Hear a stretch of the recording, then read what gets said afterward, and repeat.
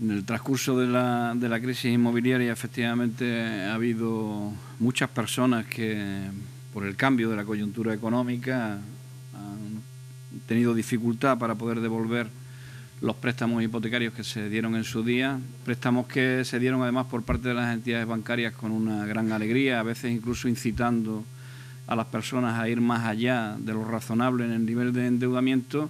Y es, a pesar de ser una responsabilidad compartida, lógicamente, entre la entidad bancaria que ofrece y la persona que suscribe el contrato, siempre esta segunda es la pieza más débil. Por tanto, las consecuencias posteriores en las que la entidad bancaria ahora, al albur de la nueva coyuntura inmobiliaria, cambia la valoración de la vivienda y lo que inicialmente era un valor muy elevado que respondía del principal del capital prestado, ahora resulta insuficiente y se genera una situación desde nuestro punto de vista absolutamente injusta y por tanto nos parece pertinente la moción presentada por Izquierda Unida y la apoyaremos. Muchas gracias, señor Yorque. Han estado ustedes esperando que gobernara el Partido Popular para hacer estas peticiones. Ciertamente a todos nos preocupan las dramáticas consecuencias que tiene un procedimiento hipotecario en los que una persona, pues, además de perder su hogar, pierde sus bienes futuros e incluso todo eso, todo lo que tiene y todo lo que puede tener. Ciertamente, en estos procedimientos hipotecarios hay una parte fuerte, que es la entidad prestamista, y una parte débil, que es la familia que pide un préstamo y no puede luego atender a su pago. Consideramos realmente que es conveniente una nueva regulación que en un procedimiento equipare y equilibre las partes que intervienen y efectivamente pues que regule, entre otras medidas, la posibilidad de la dación en pago como fórmula que extinga totalmente la obligación previamente contraída. Así que vamos a votar también a favor de la moción que presenta Izquierda Unida. Pues muchísimas gracias, señor Rivera. Hombre, simplemente agradecer a todos los partidos políticos que apoyen esta moción. Creo que es justa y esperemos que esto se cambie y que el Gobierno sea sensible a esta realidad que está afectando ya a muchas más personas de lo que parece. Así que muchísimas gracias a todos. Pues muchas gracias, señor Martín. Señor Yorque, usted el último turno. Entonces también es aprobada por unanimidad esta moción y pasamos a los últimos puntos que podemos unir en ruegos y preguntas. Señor Rivero. Luego no. ¿Alguna pregunta? Sí, pregunta, sí. Sí, pues si quiere usted. Entonces pasamos todos juntos. Todos juntos. Bueno, la primera es que el 1 de diciembre nos informaron en relación a la deuda que mantiene el Ayuntamiento de Huelva o el Patronato de Desarrollo Local del Ayuntamiento de Huelva de esos 500.000 euros que se supone que nos deben, ¿no? En ese informe nos dijeron que iban a pedir un informe sobre el estado actual de la deuda. A la fecha de hoy no sabemos si existe ese informe, si nos han pagado algo, si se ha reclamado algo y en qué situación nos encontramos. Esa es la primera cuestión. La segunda pregunta que hacemos es que los trabajadores nos comentan, trabajadores y trabajadoras, que se les está proponiendo unas modificaciones de las condiciones de jornada de trabajo. Concretamente en una reducción del horario, que puede ser lo que llamamos 3 meses sin trabajo, y a la vez también una reducción del salario del 15%. A mí me gustaría preguntar al equipo de gobierno si existe un estudio financiero, un estudio laboral que garantice que, aplicándose esas medidas, la estabilidad está asegurada y el pago de las nóminas está asegurada. Y si estas medidas serán de carácter coyuntural hasta que mejore la situación económica del ayuntamiento o son definitivas.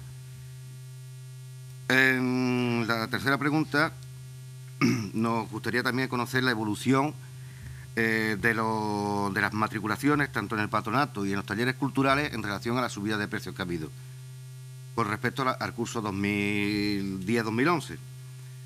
Y por último, visto que tenemos constancia de que ha habido pronunciamientos judiciales sobre despidos producidos en este ayuntamiento, en algunos casos se han declarado nulos por afectar a derechos fundamentales como los temas políticos y otros son improcedentes, nos gustaría saber si este ayuntamiento va a acatar los pronunciamientos judiciales o qué va a hacer al respecto. Hay despidos improcedentes y hay despidos nulos. Entonces, quisiéramos saber si se va a acatar, independientemente de que se recurra o no esos pronunciamientos judiciales. Muy bien, muchas gracias. Señor Martín. Voy a empezar por eso que llamamos en el orden del día un ruego.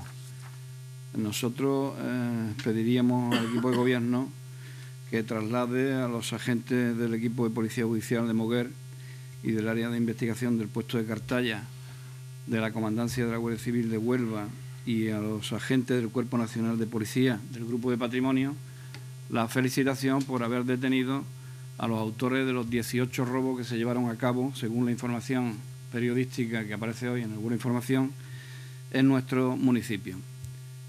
Quisiera además hacer resaltar en este punto la diferencia de comportamiento de la oposición en un caso, el de noviembre del año Señor 2007. Martín, estamos en ruegos y preguntas. Le rogaría que se ciñera a los ruegos y preguntas. Estoy en ello. No, no está en ello. Estoy justificando por qué pedimos esa felicitación. Y yo le contesto ya, se ha hecho. No se preocupe que ya se ha realizado esa acción. Ya se ha felicitado a los cuerpos y fuerzas de seguridad del Estado. Usted me tendrá que responder cuando yo termine. Cuando usted termina el ruego, no he no terminado está haciendo todavía. un ruego. No he terminado está todavía. haciendo aquí otra cosa que no se llama Estoy ruego. argumentando mi ruego. No, no es un ruego. Un ruego es un ruego.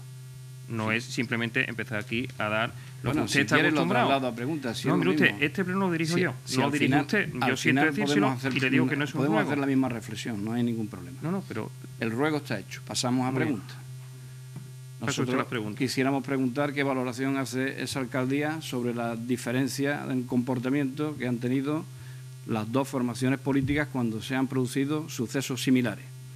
En noviembre del 2007 hubo una serie de robos en la urbanización La Dehesa y en aquel momento asistimos a una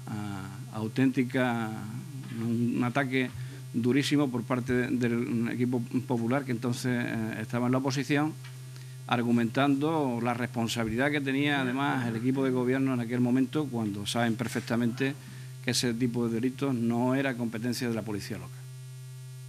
Sin embargo, en este caso, 18 robos, que por cierto cuando hemos preguntado aquí se nos han negado sistemáticamente, o se nos han dicho que eran 2 o que eran exclusivamente sucesos puntuales, 18 robos que ahora han sido resueltos.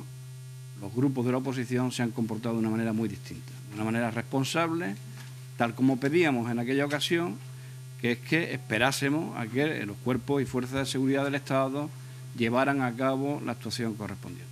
Por tanto, dos modos distintos de entender la idéntica ¿Se puede ceñir situación. a la pregunta, señor Martín? Sí, la pregunta era que qué valoración hacía sobre Muy bien, este pues, escenario. hecha Por la tanto, pregunta. Muchísimas gracias. no he terminado todavía, tengo más preguntas, como es natural. En cualquier caso, yo le pediría que respetara, como se ha hecho siempre en este pleno, el discurso de los miembros de la oposición. Jamás se ha presentado, en este caso, en este pleno, una situación como la de intentar cortar la palabra de quien está utilizando. No.